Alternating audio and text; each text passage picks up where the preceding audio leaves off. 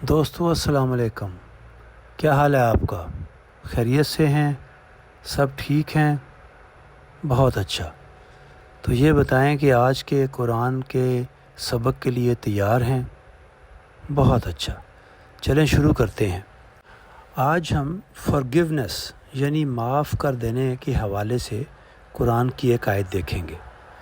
ये आयत है सूरा 24 आयत नंबर 22। अल्लाह ताला फरमाते हैं, इन्हें माफ़ कर देना चाहिए और दरगुज़र करना चाहिए। क्या तुम नहीं चाहते कि अल्लाह तुम्हें माफ़ करे? अल्लाह की सिफ़त ये है कि वो गफ़ूर और रहीम है। दोस्तों, ये आयत हमें माफ़ करने यानी फ़ॉरगिव करने और मेहरबानी यानी काइंडनेस का सबक देती है। अल्लाह ताला फरमाते हैं कि जब कोई हमें तकलीफ़ पहुंचाए तो हम इसे माफ़ कर दें और दिल में गुस्सा ना रखें। जिस तरह हम चाहते हैं कि अल्लाह हमारी गलतियां माफ़ करे, इसी तरह हमें भी दूसरों को माफ़ करने की कोशिश करनी चाहिए। अल्लाह बहुत मेहरबान और माफ़ करने वाला है।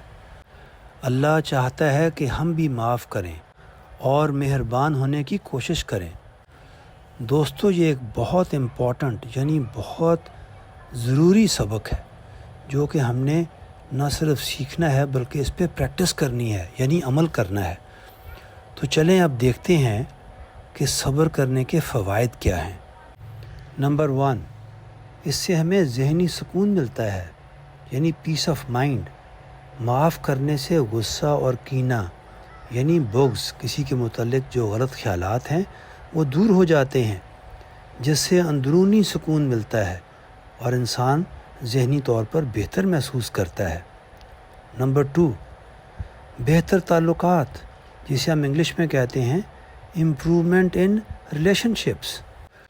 दोस्तों, जब हम माफ़ करते हैं तो ये दूसरों के साथ बेहतर ताल्लुकात और अंडरस्टैंडिंग यानी अफ़हाम व तफ़हीम का रास्ता खोलता है।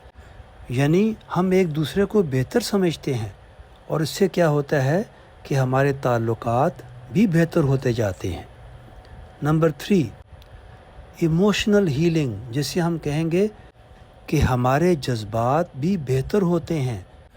मुआफ़ करने से हमारे जो दिल के अंदर जो एक दुख होता है, जो एक ज़ख़म लगा होता है, वो ख़त्म होता है और इस तरह जो हमारी माजी की तकलीफ़ है वो भी ख़त्म हो जाती है।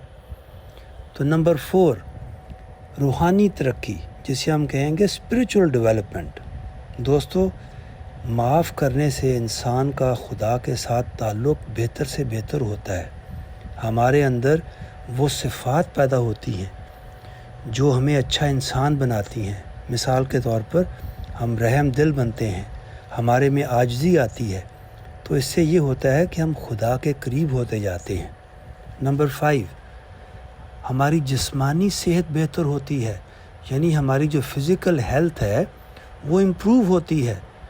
तहकीक यानी स्टडीज़ जो की गई हैं, साइंटिफिक स्टडीज़, उससे ये मालूम हुआ है कि जो लोग माफ़ करते हैं उनका ब्लड प्रेशर यानी खून का दबाव कम होता है, उनमें बेचैनी यानी एंजाइटी कम होती है और इससे क्या होता है कि उनकी ओवरऑल यानी मजमूई सेहत बेहतर से बेहतर होती जाती है। नंबर 6, इंक्रीज़ इन हैप्पीनेस यानी हमारी खुशी में इजाफ़ा होता है। दोस्तों, माफ़ करने से हमारे जो नेगेटिव इमोशंस हैं, जिसे हम मनफी जज्बात कहते हैं, वो दूर हो जाते हैं और हमारे अंदर खुशी की एक लहर आती है और उससे हम एक बहुत अच्छा महसूस करते हैं यानी हमारी हैप्पीनेस या खुशी में इजाफ़ा होता है।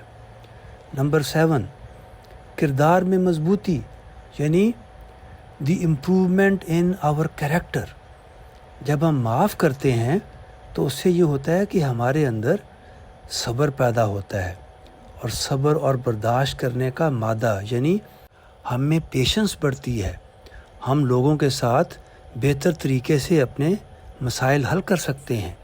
तो दोस्तों, आपने देखा कि मुआफ़ करने से हमारा किरदार बेहतर से बेहतर होता है। नंबर 8, दूसरों के लिए एक मिसाल یعنی پازیٹیو مثال. We become example for others. یعنی جب ہم معاف کرتے ہیں تو ہم دوسروں کے لیے ایک بہت اچھی مثال پیش کرتے ہیں، جس کو دیکھ کر لوگوں کے اندر بھی یہ خواہش پیدا ہوتی ہے کہ ہم بھی ایک معاف کرنے والے انسان بنیں، اور اس سے ایک اچھا ماحول پیدا ہوتا ہے. تو دوستو، ان تمام فوائد کو جاننے کے بعد یہ معلوم ہوتا ہے کہ معاف کرنا کتنا اچھا عمل ہے. دوسروں کو معاف کرنا نہ صرف ان کے لیے فائدہ مند ہے، بلکہ یہ ہمیں زیادہ مکمل یعنی کمپلیٹ، پرسکون یعنی پیسفل اور مثبت زندگی گزارنے میں یعنی پازیٹیو لائف گزارنے میں مدد دیتا ہے. تو دوستو، آج کے لیے اتنا ہی بہت. تو انشاءاللہ دوبارہ جلد اکٹھے ہوں گے ایک اور پیغام کے ساتھ. السلام علیکم.